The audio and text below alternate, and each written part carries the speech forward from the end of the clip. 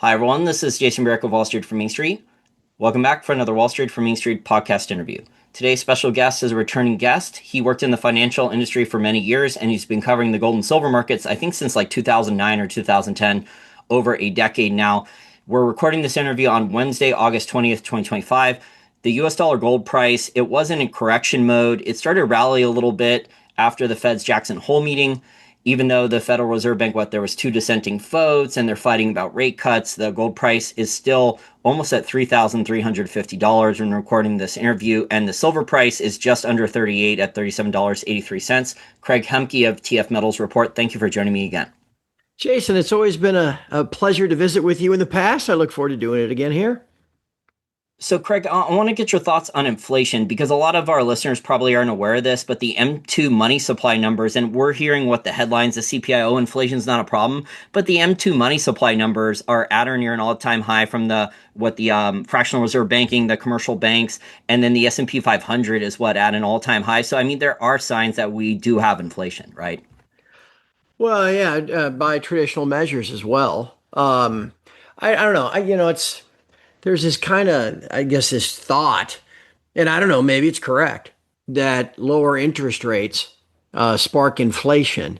And maybe somehow indirectly, if they spark economic growth, you could say, that ultimately causes inflation. But I don't think the Fed funds rate, and if they trim it, as is getting bandied about, or as Trump is demanding, is necessarily inflationary. If they go turn on the QE machine like they did in COVID and they print $5 trillion and just hand it out willy-nilly to everybody, without proof that they need to qualify for the PPP and all that stuff, well, then all that money sloshes out there and gets in and grows the money supply. And we obviously saw what happened in the non-transitory inflation of 21 and 22. But I don't know. I've always thought that, you can even make the case that lower rates are somewhat deflationary with the amount, with the demographics we have and the amount of people that are, living off their savings and that sort of thing. You start cutting your CD rates and your money market funds from 4.5 down to 2.5. They don't spend as much. Maybe they don't go out as much. Maybe they don't have all the same purchases that they have. So, anyway, I don't even know if that relates to your question, Jason, but there's this notion out there that somehow lower interest rates would be inflationary. And it's to me, I've never really thought that. Well, the CPI, the Trump administration people that are referencing that inflation is not a problem right now, they're setting what the low oil prices, low gasoline prices. So they just keep repeating that ad nauseum. But look at the S&P 500. I mean, there's a lot of asset price inflation. Look at the price of Bitcoin, which has rallied a lot the last 6 months, the price of gold in a lot of different currencies, the S&P 500. It's just a lot of evidence, Craig, that even though they're saying inflation is not a problem, that they're still creating what the Cantillon effect and the monetary inflation, what it's going into all these different asset prices. It also looks like with the M2's money supply growth, do you think that the commercial banks, are they buying treasury bonds? Do you think that that's why the 10-year US Treasury holds down about 50 basis points recently? Yeah, somebody's got to be buying that stuff, right, Jason? I think that's ultimately the biggest problem that the country has, and I think that's ultimately what you've heard Bessent in the last couple of weeks talk about, and Trump too, reforming the Fed, kind of melding together the Fed and the Treasury to work kind of hand in glove, which is what I kind of thought was going to happen, when they stuck Mother Yellen in charge of the Treasury during the Biden administration. I thought, well, here's a sign that, the two are going to be working together. And so, but this is a little more overt in their language of that, because I think that ultimately that's the problem. And I think that's such a problem that they're going to be addressing as soon as Powell's out, or maybe even sooner, is how are you going to get the Fed and the Treasury to work together to try to not so much, the original mandate of, controlled inflation and full employment, to fund the debt and the deficit and the ongoing operations of the federal government. That's going to be to me, that's going to be the biggest story of next year. And it's going to be extraordinarily bullish situation for the precious metals. Well, the Fed failed at its goals of full employment, right? Because look at the Bureau of Labor statistics. The jobs numbers weren't good. And now Trump's blaming it on a Biden administration appointee there at the Bureau of Labor statistics. There was even a lot of evidence coming out that I think for 30%, it was up about 3x the amount of fake data that they just used for modeling. So like the PhD economists, what they used to collect a good amount of some of the data at like Target and Walmart and grocery stores and Costco, stuff like that. So they used to actually go and send people out to collect some of the data. But over the last like 3 or 4 years, I guess they stopped doing that, and it's down enormously. So they're just guessing at the data. So the Yes. garbage. Oh, I'm sorry. I didn't mean to interrupt you, Jason. I'm just agreeing. Oh, Yes, well, that's right. I was just, yeah. So it looks like the government economic data, whether it's the inflation data, the jobs reports, the CPI, you think it doesn't even matter which political party's in office is going to be heavily spun or outright propaganda at this point? Oh boy. I could talk about this for hours, Jason. One, yes, this is what we call mope and spin. You got to get the data reported in a certain way to create the environment of the perception of low inflation so that people are willing to buy US treasuries at 3 or 4%, not demand 8. CPI grossly underestimated since 1992 when Alan Greenspan said we got to change how we calculate it. Otherwise, we're never going to be able to keep up with all the cost of living adjustments in Social Security and all the other defined benefit plans and everything else. That you referenced that the within the CPI, the amount of just absolute guesswork has tripled over the last couple of years. And then there's just folly in it. Within the CPI, they claim that health insurance costs have fallen by 20% over the last 5 years. I mean, I don't know about you, Jay. I mean, Jason, is that true for you? It's not true for me. No, they count Medicare and Medicaid reimbursements though. So I mean, like they were using what for owner's equivalent rent instead of mortgage payments because everyone I speak to, Craig, their mortgage payments are up. So Right, right. yeah, so, So or people my age or younger, they can't even qualify for a mortgage even if they have a pretty good job. which is why you're seeing apartments being built everywhere. So that's one thing. The jobs report you mentioned. I've been doing this for 15 years. In the very early stages of TF Metals report, we called it the BLS BS because it's garbage. I mean, seriously, how could anyone? How could you? I mean, if you stop and think, this last jobs report was reported on August the 1st at 8:30 in the morning, and we actually have been convinced that somehow that's an accurate total for how many jobs the U.S. created in July. I mean, maybe you could say, well, for April, we've had 90 days to do some surveys and here's where we were 90 days ago. But no, they've actually convinced everybody that on the first Friday of the month, regardless if it's the first or the second or the third day, that they can tell you an accurate number. It's garbage. It's seasonal adjustments. It's what's called birth death adjustments, which is a historical average of how many businesses were started and lost that month over the last 20 years. There's these surveys that they claim to make and all. I mean, it's a joke. And so it was not surprising at all when we had these two massive downward revisions for the May and the June report.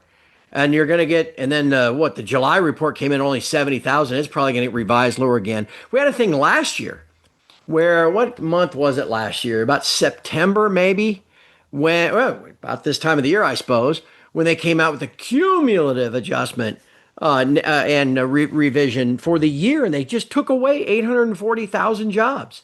You just say, well, we were off by almost 1 million by the time it was all said and done.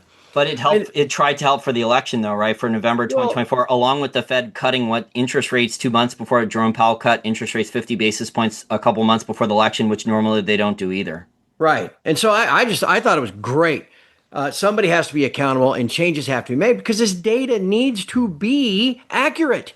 You can't just roll out a number on the first Friday of the month, get the market reaction you want, and then come back 30 some odd days later and say, no. That number, yeah, we overestimated it by 6x. Well, wait a second. And I think that's what what Trump was so frustrated because he's trying to get Powell to cut rates. And if Powell had known that the U.S. had only created 20,000 jobs a month in May and June instead of 120,000, maybe he would have cut in July. And so I think that was part of his frustration as well. But the data has to, whether it's BLSBS, whether it's a CPI, they've got, and which is cranked out, both of those numbers by the Bureau of Labor Statistics, same people. They've got to get a handle on an accurate portrayal of that. Because again, you're going down the road of, communist China at this point where nobody believes anything. And you could actually then go into the whole thing, Jason, about this is fourth turning kind of stuff, right? where Well, the nobody Soviet, believes anything about anything. well, the Soviet Union also had an economic Right. propaganda department. I've interviewed Yuri Maltsev, who's done speeches at the Mises Institute at their conferences, and he was really high up in their economic propaganda department. He defected like 30 something years ago, and he was saying that the Soviet Union kept like three sets of books, and hardly anyone saw like the real economic data numbers. That's how they roll, brother. No doubt. And again, I don't think again the media has portrayed it, and you know which way they lean. That Trump just didn't like that suddenly his great economy was only cranking out 20,000 jobs. No, what he didn't like was he wants rate cuts. And Powell, sat there 2 days earlier. I mean, we just got the FOMC minutes today from the July meeting, 3 weeks later. So it was Wednesday, the whatever, 30th of July, and the BLSBS came out on August the 1st. So just 2 days earlier, Powell sat there in his press conference and talked about, oh, no, no, I'm not going to be bullied, and we're not going to be cutting rates because the economy is, strong and the job market is robust and all these things. And it was all bogus. I mean, none of that was even true. And I think that's all part of why Trump reacted the way he did. And I'm glad. Like I said, I've been railing against the jobs report for 15 years and how they do it. And I hope some changes are coming.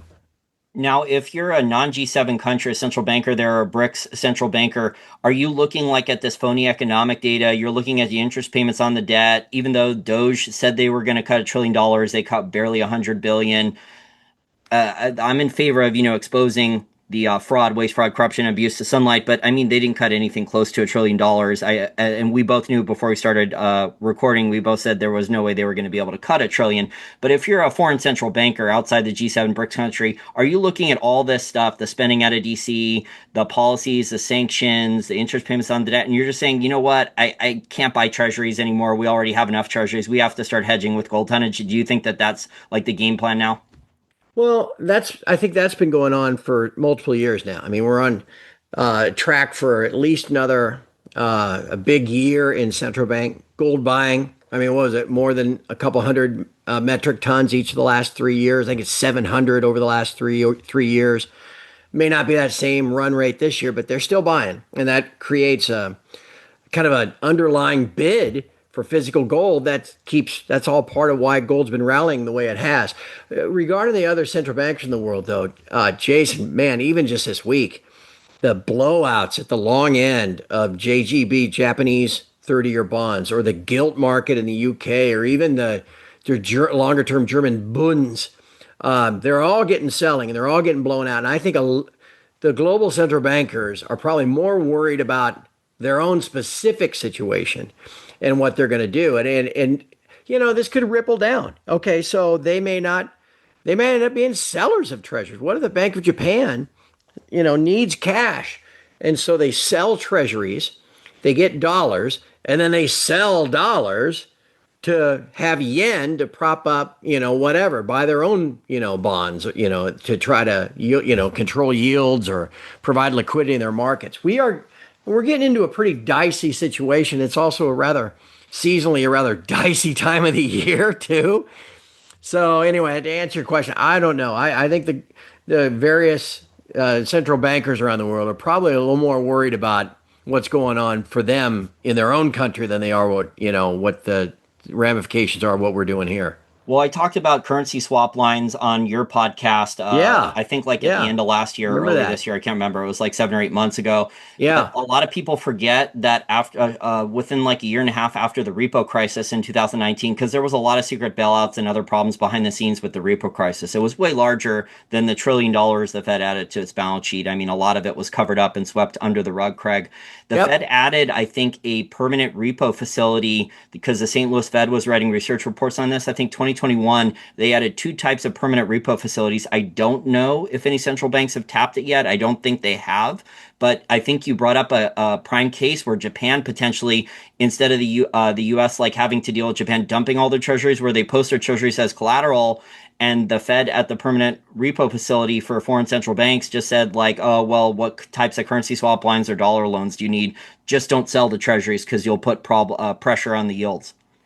It's funny you mention this because I record a podcast every day on my site, and I just had wrapped this up maybe an hour ago. And one of the items that I mentioned, usually I'm like, here's some of the stuff I saw during the day, and then we update the charts, and get you ready for the next day. Anyway, one of the items I mentioned today was something I pulled off of Twitter, and it was somebody that noticed that this morning, before the market opened, someone, we don't know who, had hit that Fed standing repo facility. Now, they hit it for only $200 million, which is a lot of money to you and me, but, in the grand scheme of things, it's not a lot. But it's not, this isn't month end or quarter end or anything like that, but somebody needed $200 million in cash this morning. A bank. I say somebody. It's usually a bank or whatever. So that facility's still there, and it's still getting used. And brother, you're smart to have caught on with that, and I think you're smart to keep watching it too, because again, if we start getting into liquidity issues, again, it could be somebody. Maybe it's somebody with credit default swaps on UK long debt. Something like who knows. But that thing got hit just today. Well, the problem is the banks themselves, right? Because of fractional reserve banking, because a lot of these large commercial banks, whether it's JP Morgan or European banks or Japanese banks, they're run like hedge funds.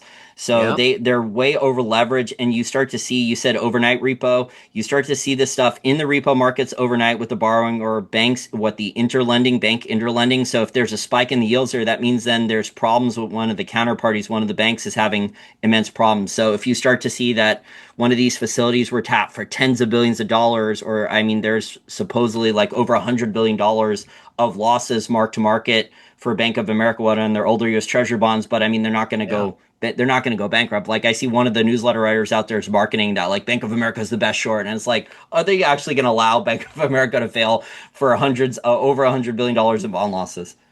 Well, and again, that this thing like today, $200 million is a drop in the bucket, but you don't know. Maybe that's a margin call, essentially. I use that term loosely.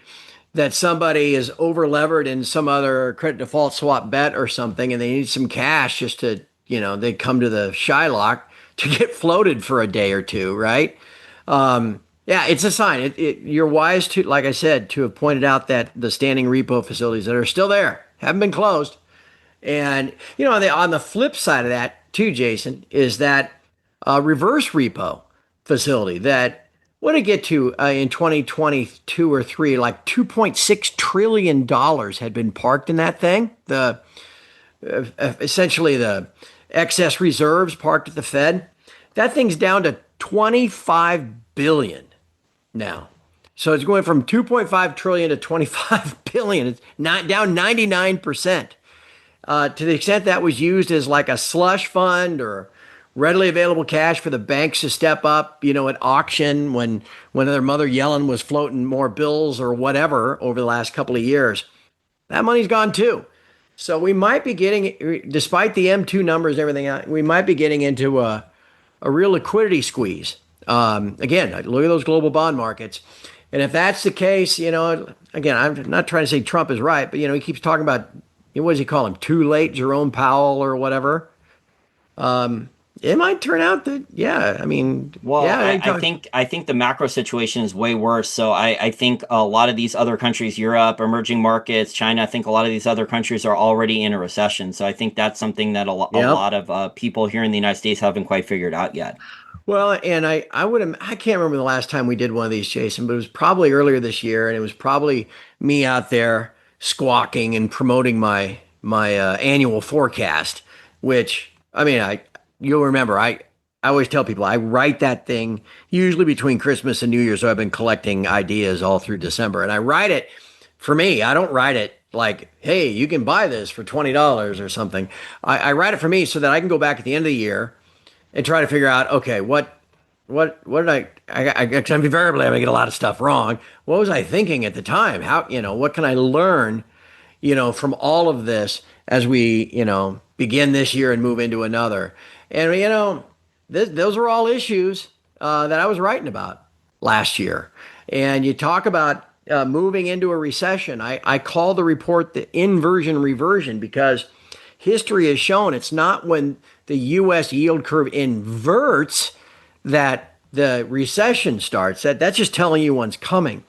you get these charts from the St. Louis branch of the Federal Reserve, the Fred charts, they'll show you that actually the recession begins after the yield curve uninverts and gets positive sloping again. Well, that happened in about November of last year. So I was like, well, I mean, I've been expecting a recession here in the U.S. for a couple of years now. This would be a sign that, I mean, unless everything's completely changed and we no longer a business cycle or anything else, it'd be a sign that it's coming here in 2025. And to your point, I think that's starting to bear itself out. I want to ask you about policies from President Trump and his Treasury Secretary Scott Bessent. So obviously they want interest rates down, they want yields lower, they want to refinance the debt. That's one of the goals. They haven't been able to cut the $1 trillion that they were planning to with Doge. They are bringing in, I think, a decent amount more in tax receipts from tariffs, although that's hurting a lot of consumers and small businesses. So they are bringing in tax revenue. It's just hurting the large corporations like Apple and a lot of these large tech companies are getting exemptions. So it's distorting the economy even further. It's not a real free market, at least not yet with all the tariffs going down. But I want to ask if you think that President Trump and Bessent, are their goals? Do they want a weaker dollar? Do they want a higher gold price? Do they want a higher Bitcoin price? Maybe so they have a higher Bitcoin price then brings in more stable coin demand for treasuries. A weaker dollar is good for a bunch of reasons. Do you think they want all these different things too, and then even a higher gold price on top of that, or at least like a gold price where it's not like deflationary, what looks like gold price is crashing, the dollar is getting strong? The short answer to almost all of that, Jason, is yes. I do think that's Trump. Actually the chart of the dollar index is almost identical to what it was after he won election back in 2016. It rallied into January in 2017, and then down it went. And that's what happened this year as well. I do think that's what they want. I actually refer back to that forecast I wrote in late December last year. I don't know. I just remember talking about this when I was getting interviewed by various places in January and February, when people would say, well, what's one off the wall thing that's in there that might surprise people? And I remember telling people, I said, there's a line in there that I said, by the December FOMC meeting, there's going to be actual discussion, maybe even some questions about whether yield curve control is on the horizon. Now, you go back a year ago, no, wasn't anybody talking about that. In fact, it was, hey, look, that policy didn't work in Japan and that kind of stuff. We are actively moving in that direction, Jason. I think that is the story of 2026, not necessarily this year, but this all ties in with the gold price you said, and Trump, higher gold price and Bitcoin and everything else. The signs are there.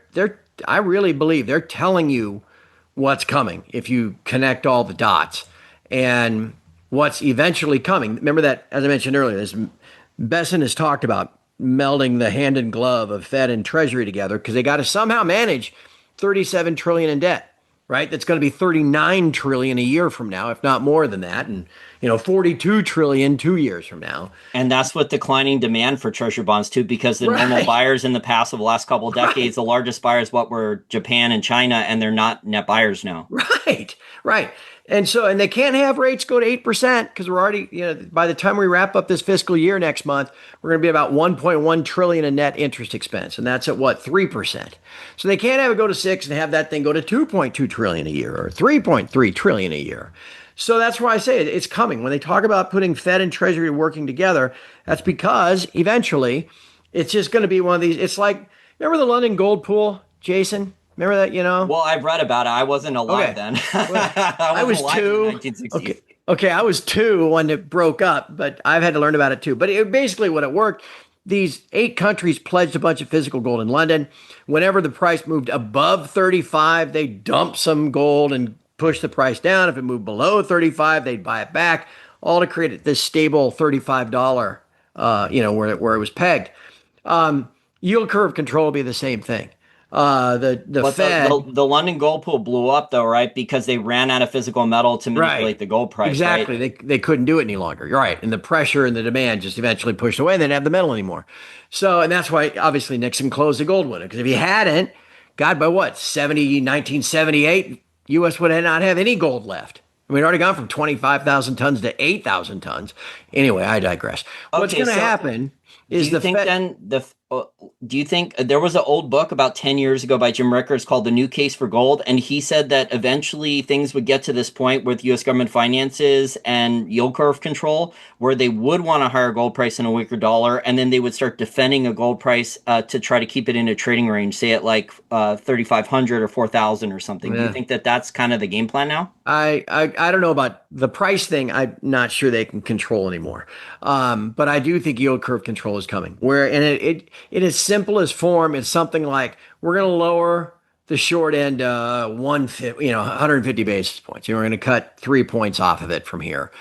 And we're not going to allow rates to go higher like they did last year with that 50 basis point cut in September when the long end sold off. And so it becomes the Treasury becomes the buyer of last resort. The Treasury will buy all everything above. It's like a Fed put anything above 3% on a 10-year or 4% on the long bond. We are buyers at that level. Like I said, like at the London Gold Pool. If it goes below there, we're not going to do anything.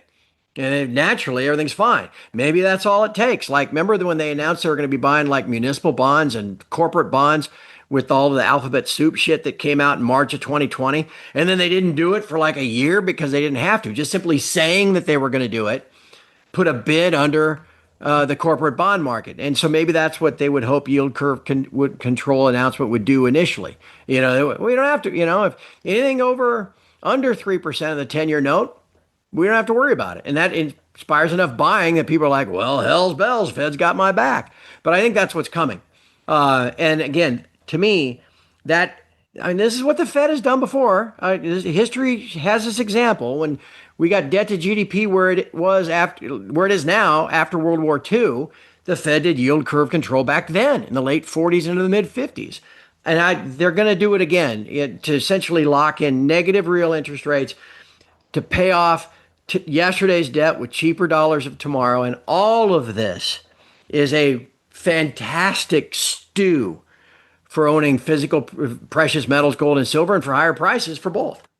And that ended the financial repression that you're talking about in the 40s, post-World War II. That led in the 60s and 70s to worse and worse stagflation until Paul Volcker came in and caused a mutiny on Wall Street by continually raising interest rates above the real inflation rate. So, they can't do that now. Mathematically, it would bankrupt the U.S. government to keep doing it. And it's a different world. Coming out of World War II, you had the Marshall Plan. The U.S. had the only really functioning manufacturing sector in the whole world.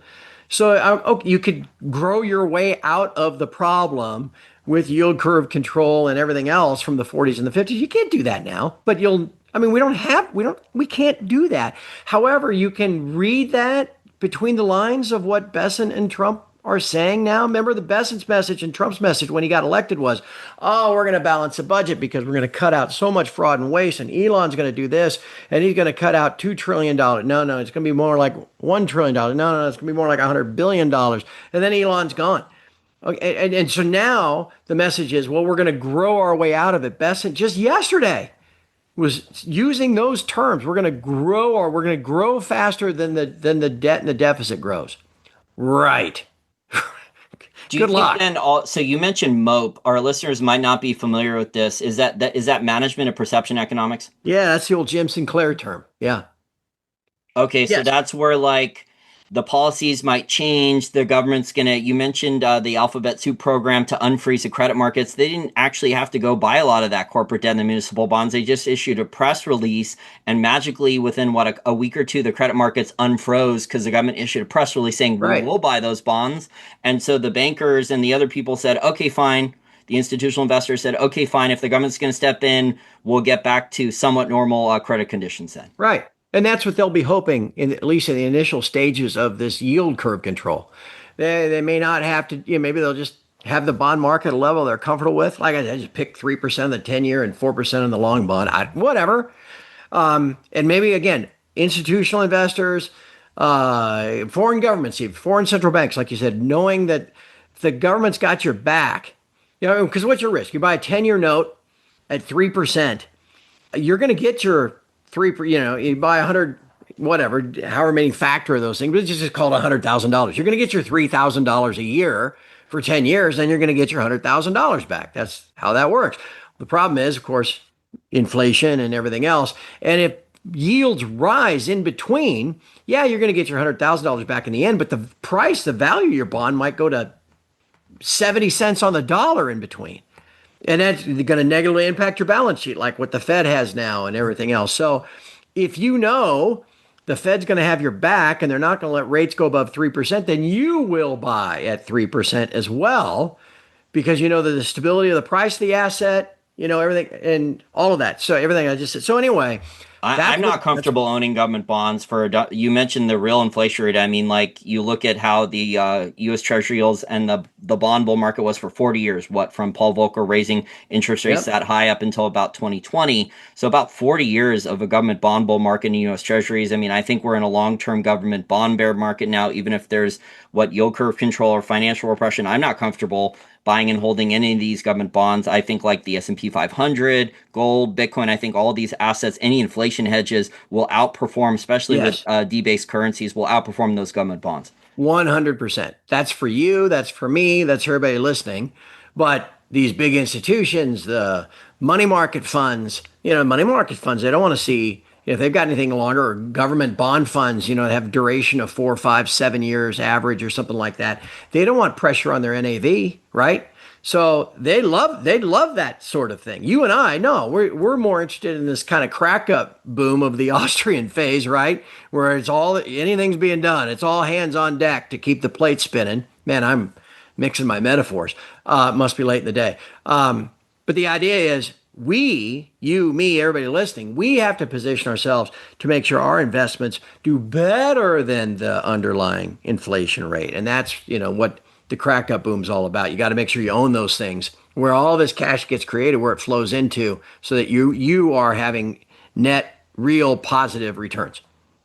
So you used to do a podcast with Eric Sprott, and you guys would talk about like junior mining stocks to speculate. And you were a Yeah. little early a couple of years ago. There was still a bear market. Are you starting to look at some speculating in some of these junior miners? Because aren't they able to raise capital now to go out and do drilling at gold prices and silver prices and copper prices at these current levels? I'm so fortunate in doing what I do that I've met some amazing people that I never in a million years would be able to call Eric Sprott a friend, or have his number in my cell phone, that kind of stuff. It's amazing.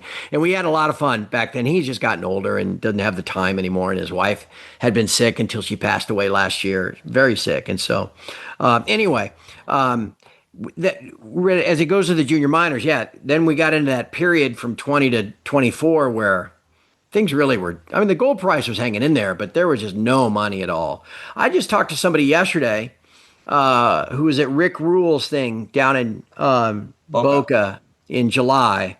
And he said there are all kinds of mining companies there that were all just flush with cash that are getting over subscriptions to private placements. Yeah, we tried to raise 10, we were able to raise 20, which, not necessarily good for the shareholder, but good for the company. So yeah, I think the interest is coming back to the space. For the investor, again, I keep referring back to my macrocast. I was just trying to pound the table for people coming out of last year, and it has worked this year. Even though the GDX is up, whatever, 65% year to date, which is fantastic. You're really hurting yourself as you're just passive. If you're willing to do the work and find somebody that can do the work for you, whatever, read their work, there are unbelievable growth stories out there. There are companies their margins, if they keep the cost low, in gold are $2,500 an ounce. It's a license to print cash. And we haven't yet seen the exploration companies take off. It's some that I've owned for a long time. God, if you'd have told me a couple of years ago when I first started buying them that by the summer of 2025 we'd be looking at $3,300 gold, I thought, oh my God, these mines now are also now economical and all that stuff. But it hasn't happened yet. And we're waiting for all that to kind of start to trickle down, a little more, rather than just the Canadian companies, that buy these private placements. We start getting some US private equity, and stuff like that that's looking, and seeing the opportunities there. Then we'll really start seeing the real baby ones, the micro caps, the exploration companies start to take off. They haven't yet, but there's still a lot of money to be made as generalist investors come to the party and realize that, wow, this gold price is here to stay. And wow, I can't believe the balance sheets now of some of these major miners and how much cash you're making quarter over quarter compared to, some of the Mag 7 ones that have all this, growth stock money chasing them, but they don't necessarily make a lot of money either, right? So Well, anyway, especially with relatively low oil prices and gasoline and yeah, diesel prices, because it's fairly stable. So you have like fairly predictable profit margins. I think Newmont Mining, they were only projected to make under 700 billion, excuse me, 700, not I said billion, 700 million, excuse me, for Q2 in free cash flow. And they beat the numbers enormously. They beat it by, I think, over $1 billion. So they had 1.7 billion of free cash flow for this past quarter, and it was only projected about 650 million by the Wall Street analysts. So huge beat. You mentioned GDX, which is the gold miners ETF. I just pulled it up. The all-time high, Craig, is at $64 back in yep, 2011. So we're not far off. We've had a really big rally. I remember about 4 or 5 months ago when the GDX was not that high yet. So, I mean, we've had a right. substantial rally now in the gold miners because of the free cash flow, the profit margins that you talked about. I just here's a stat. I mean, again, it's August the 20th today. The GDX closed at 58.29. That is the highest daily close in that ETF since December the 7th of 2011. It's been a long I time. remember that too. I remember Goodness. 2011 too. I remember the Oh, top. Hmm. but if you look at the chart of that thing, again, it's changed over the years and all that kind of stuff. But if you go back and look at like a monthly chart of it, there's a massive what we call a head and shoulder top on there, where it goes up, it forms like a silhouette, a shoulder and then a head and then a second shoulder, and it's almost perfect. The shoulders are at 55, the head's at 65. Took a while to blast through 55. Took about 3 or 4 months for it to get above there, and then it did.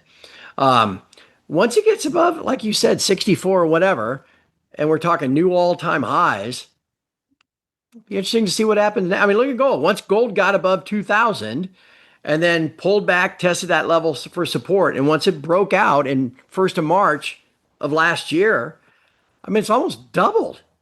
I mean, it was 1800 at this point 2 years ago. And so once you get in that all-time, new all-time high category, I mean, it's like silver. I mean, I don't think I think next year is going to be the year for silver. Lay a nice base, maybe get into the 40s at some point, maybe here in the late third quarter, early fourth. But if I'm right about yield curve control and Trump putting in, some uber dovish person at the Fed and everything that's going to go with that, I think next year is going to be a big year for silver, and it's going to get to 48, and everyone's like, okay, oh, I can't get through that level, and it probably won't on its first try. But boy, if it does, or when it does, and it starts trading into, I mean, people are going to freak out, and there's going to be a rush, this momentum chasing rush to get into it. And look, I'm well positioned that ahead of time. I know you are too, but all these things are coming. If I'm right, and all the signs point to me connecting these dots right, we're going to have a crazy year next year. Well, one of my top companies, my largest holding, Sandstorm Gold, was bought by Royal Gold. So that deal looks like Yeah, they have the shareholder votes. That's going to go through. But I expect more of those types of mergers and acquisitions, especially if there's a for sure. pullback. So you were talking about potentially with the head and shoulders pattern of correction. If there is, say, for some of these juniors that have a good project or a producer, let's say like an Artemis Gold that just went into production there with a low cost gold mine in Canada that has scalable. If Yeah. some of these shares were to drop 20-30%, Craig, I could see a larger company wanting to come in and try to buy them up for pennies on the dollar. I could see a lot of mergers and acquisition because you said the larger companies are flush with cash and they do not have a lot of debt. And they've been talking about some of them just issuing a cash dividend. They're already buying back stocks or paying a regular dividend, just like here's $2 to all of our shareholders because they think things are too expensive, or the projects that they might want to buy maybe aren't necessarily near where their existing projects are. I mean, there's all kinds of things that factor into that. But that type of M&A is almost certainly coming because these big companies are flush with cash. And you'll see it, Jason, you can see it in the trading right now. After all the earnings of the second quarter, a lot of the big miners went down for about a week because gold was going down. And I think there's still this disbelief that gold's at 3,300. You know, the generalist investor thinks, well, it's got to go back down. It's got to go to its 200-day moving average. It's going to fall back to 2,500. Remember, like Citigroup was saying that a couple months ago. And so here we are now halfway through the quarter, right? This third quarter is halfway done. Gold is still higher right now. It's averaging this quarter higher than what the average price for most of these miners were selling at in the second quarter. And so every time gold goes down and people start doubting that, like yesterday, the 19th, then the miners get dumped and the GDX goes down 3%. Well, then today gold comes right back and the miners go straight back up because everyone's like, well, yeah, maybe they are going to hold in there for another quarter. So it's a fascinating time to be fiddling with the mining shares, that's for sure. But if you got to do your own homework. I mean, it's worked out for you so far this year. If you're just a passive investor, or if you're just like, well, I don't know anything about these, so I'll just buy the ETF. But if you did do your homework, and instead of just buying the ETF, you bought Kinross or Agnico Eagle or anyone, there are multiples that have doubled. And you think, well, yeah, but I still made 60%. Well, yeah, but you also could have doubled if you just put a little effort into it. And that's what, that would be the advice I'd have to everybody listening. But if there is mergers and acquisition, I mean, some of the acquiring company, their upside is going to get capped because Royal Gold, they had a high valuation. They didn't have a lot of growth in their pipeline. They only had the Great Bear royalty in Canada. With the Sandstorm Gold acquisition, once that goes through over the next couple quarters, they're going to have an enormous amount of growth. Although Sandstorm Gold shareholders are very, very grumpy at this point because, a lot of their upside's capped. They're not getting all those royalties and streams that are under construction right now that are going to cash flow. Yeah, again, specific stories like that for sure. But at the same time, if you're a mid-tier company, which, many that have the very low all-in sustaining costs are, then you know what? Hey, if they're going to keep driving our valuation higher because we're just making a shit ton of money every single day, week, month, and quarter, then it is what it is. And if that means that some acquiring company is going to have to pay more for them, fine. If nobody wants to acquire them, well, you know what? Pretty soon we're not going to be a mid-major anymore. We're going to be a major. And that works out to your advantage as well. Yeah, I think that's what Equinox Gold has planned with Ross Beatty. They've been doing so many acquisitions the last couple of years. So he's bought a ton of assets. Now, he bought them too quickly. I'd say they loaded a ton of debt on the balance sheet. They've had some operational issues, but I think that was the goal. I want to thank you so much for your time today, Craig. If my listeners want to check out your podcast or your newsletter, how do they do so? It's all right there on the website, tfmetalsreport.com, coming up on our 15th year. It's not an expensive website. I made a decision early on. I wasn't, going to run one of these newsletters. It's like $100 a month or anything like that. I mean, it's $15 a month. And we do more than just talk the precious metals. This is all, if you're going to be following gold, you got all this stuff you and I have been talking about. I mean, you got a macro policy and monetary policy and politics and geopolitics, all this stuff. So we try to cover it every day, kind of everybody's eyes and ears for the world with a post in the morning and a podcast in the afternoon, a lot of interaction in between. So that's it. tfmetalsreport.com.